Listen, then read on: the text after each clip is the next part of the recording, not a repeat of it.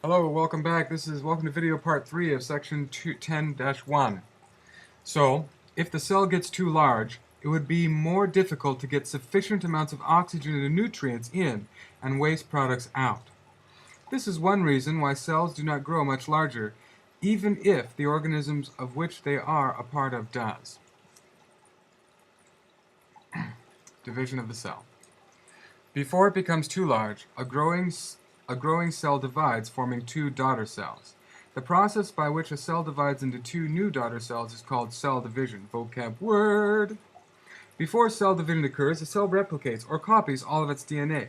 This replication of DNA solves the problem because each of the daughter cells gets one complete set of genetic information. Thus, each daughter cell receives its own genetic library. Cell division also solves the problem of increasing size by reducing the cell volume. Each daughter cell has an increased ratio of surface area to volume. This allows the efficient exchange of materials with its environment. Okay, so let's review our key concepts. Our learning objectives.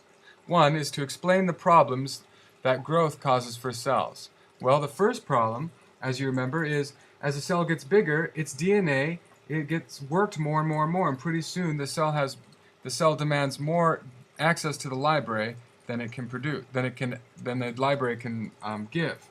And finally, the other one is describe how cell division solves the problem of cell growth. Well, when cells divide, each new daughter cell has its own copy of the DNA library, which means that there is more DNA to go around.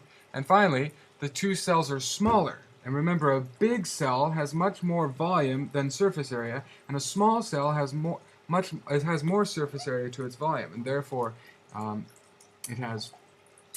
it's easier for things to come in and go out. All right, so please work on page 243, numbers 1 through 4, and be ready for a quizaroo on the next class period. And this time, class, I don't want to use notes on our quiz, so be sure you understand and can explain these two concepts. All right. And before we go, let's just review this chart one more time. Surface area is the area around the cell. It's not the area in the cell. It's not how much is in, but how much is around it.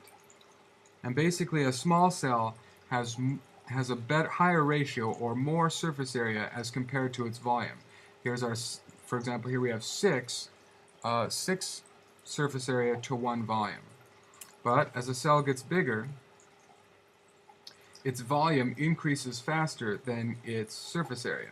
So 2 times 2 times 6, but here we've got 2 times 2 times 2.